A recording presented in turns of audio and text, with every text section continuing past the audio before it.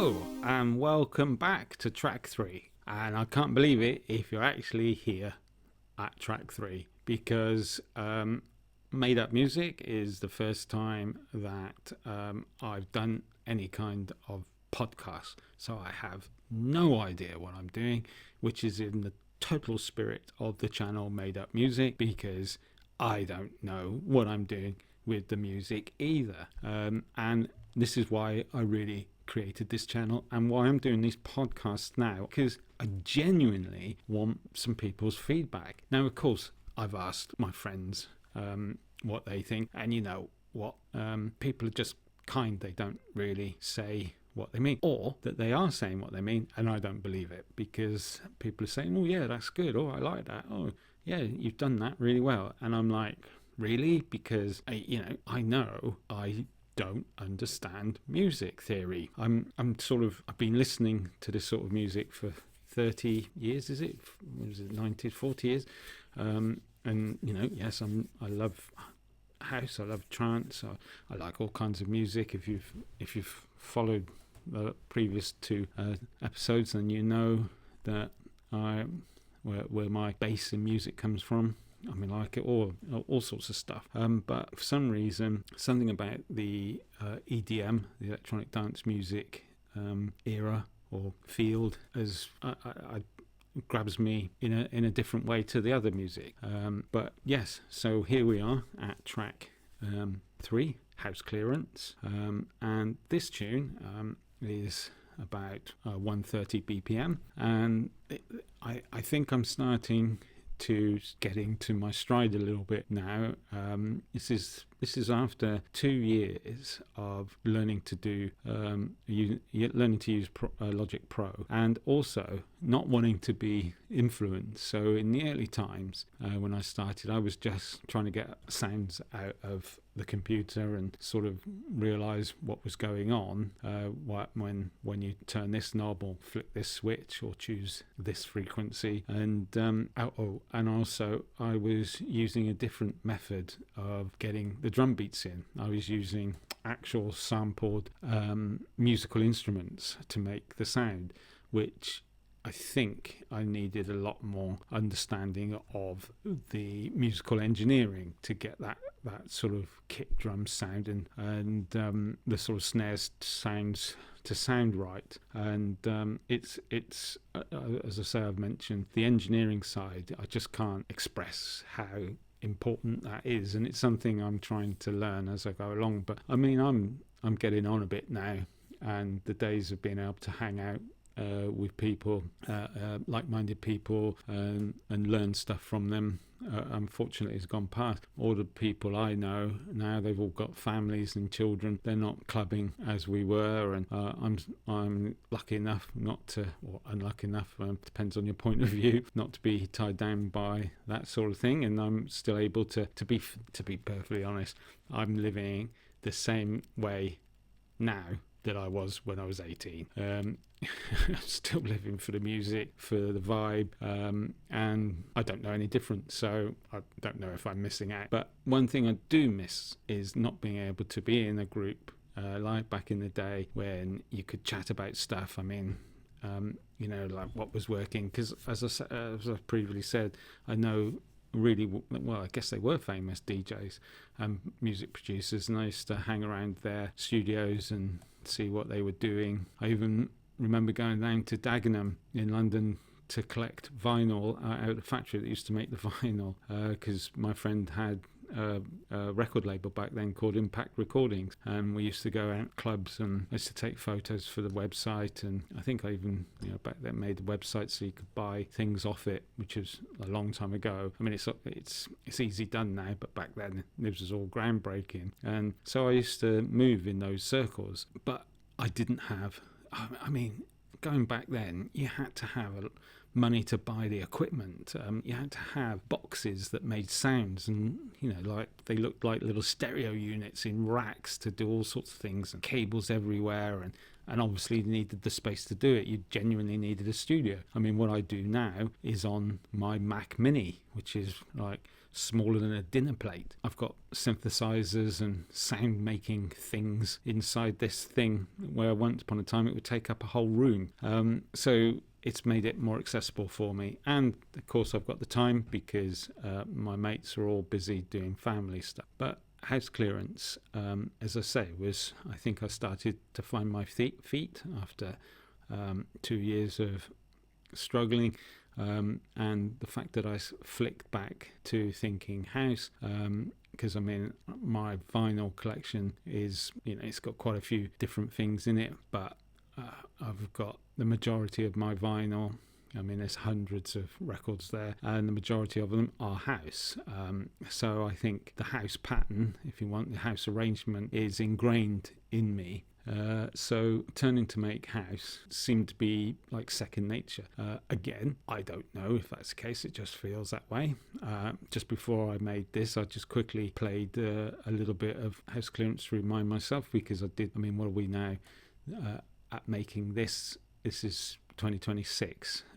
March, and house clearance I think was made last summer. These were, I think, the first half of this album were made in the beginning of 2025, and as I say, just playing it now, it's proper upbeat. It's got what I think is a lovely piano riff, and I mean Joey Negro back in the day was famous for his piano riffs, and you might not ever have heard of him, but I bet you, if you're into dance music, certainly of the 90s, there will be a track that you like, and the piano riff on it is from him. So it's, and again, I think this was my most ambitious piano riff so far. Again, I'm sort of looking back over these tracks making this podcast, and I haven't really heard them myself for a while. So this is kind of fascinating, sort of listening back to what this numpty has started to do. So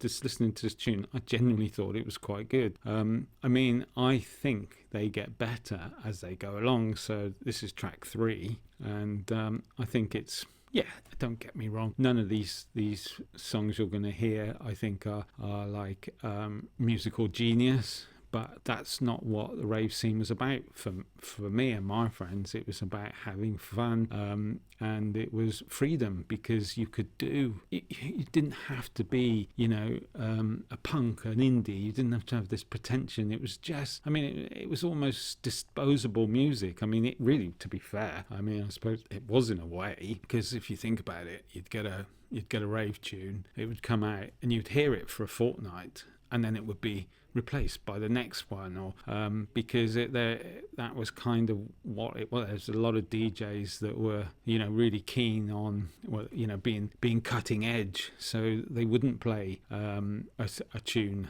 if it was a couple of weeks old. I mean, it was a fast-paced moving scene, if you like. I mean, I used to argue quite often back when I used to DJ, because people would say, oh, you're playing the cheesy ones, and I go, it's not cheesy, it's popular, and if it's popular, that's why I want to play it. I mean, people have come out to have fun. So there were there was that element of some DJs looking down on others because you played a certain tune. But I mean, at the end of the day, I'd milk whatever was good. If you've got people on dance floor, if you've got people enjoying it, that's what I thought it was all about, and I still believe that's what it's all about. If you don't go out to be miserable, it's all fine to bring out new stuff. You've got to have new stuff, because it doesn't become your favourite if you don't hear it. But I always think it's nice to mix it all in. I mean, who's ever been to a gig, a band, and they only want to play their new album, which you haven't really heard, and you're like, but I've come because I want to hear some of your other stuff. So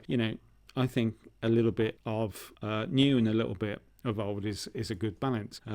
But as I say, with house music, I'm listening to it, and it's got everything from that era. It's got the piano riff, it's got the female vocal hits, and it's got that I suppose, I'm nearly getting technical then, like an FM bass, frequently modulated bass, I think that stands for, but it makes a wow wow wow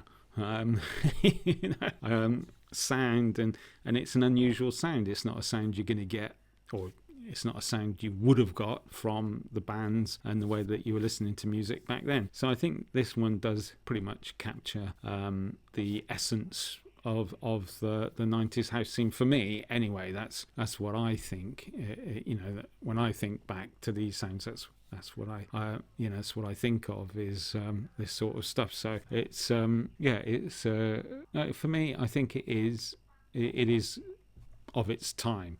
And again, like I said, it's like track 3, and I literally made these one after the other. So this album, I've sort of sat down, and there is 20 tracks in this album, and I pretty much made one track, finished, moved on to the next one, finished, moved on to the next one for I think a year and a half or a year,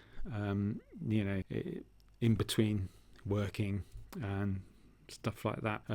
I basically made these. I think I got to the point, which is interesting because I don't know if you've gone on to the channel, because I've decided to make the first song that I upload onto the channel something called Hypnotic Groove. Now, the reason I did that was that I did do these tunes in a row. So there was 20 tracks in a row, and they're all house. And I think I fell into this pit of conformity by the end of it, because I'm trying to make house music.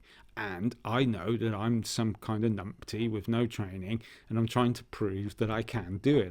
I got to the point where I've lost track of why I was doing it. I was desperate to make house tunes, and please love me, please love what I'm doing, rather than just making something and seeing if it, to be fair, like most art, someone's going to hate it and someone's going to love it. And I dare say that if I could reach everyone in the world, I'm going to find at least 10 people that like each one of my tunes. Probably, being a bloke, know that number's much higher, but because I'm modest at the moment, I'm going to say 10. But I fell into this pit of trying to conform to making the house format, and it wasn't really what I wanted to do when I started out. I wanted to make dance music that might be a little bit different. Maybe it was going to be the new genre of the 2020s. I just said I'm a bloke. I can't help it.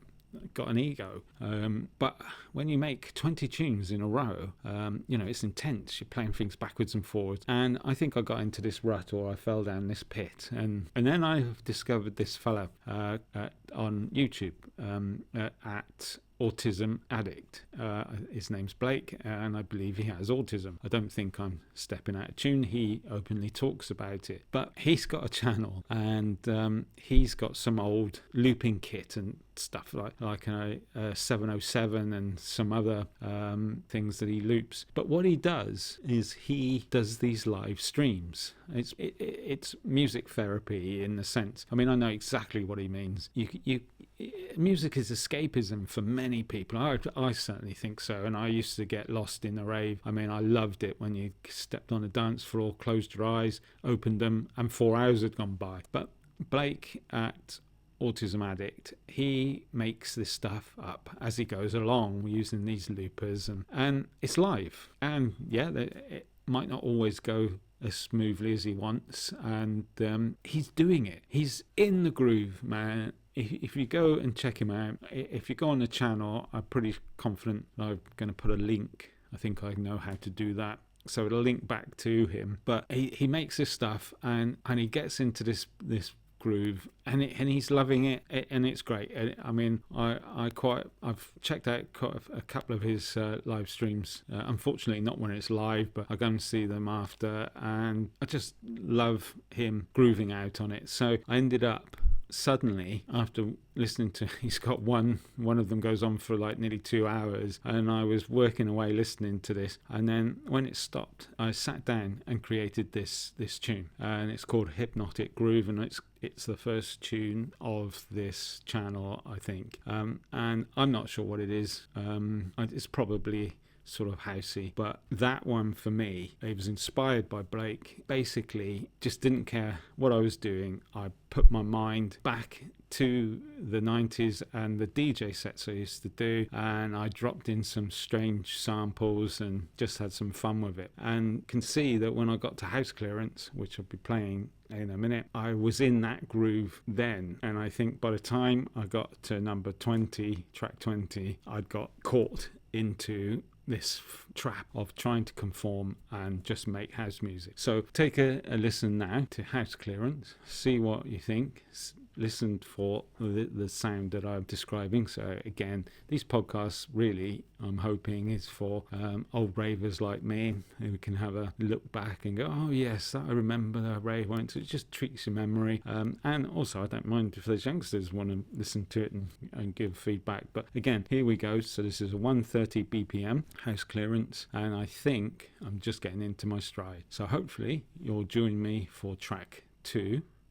Track 2, we've done track 2, this is track 3, track 4. See, I'm good at maths as well. And track 4 is called Housemate.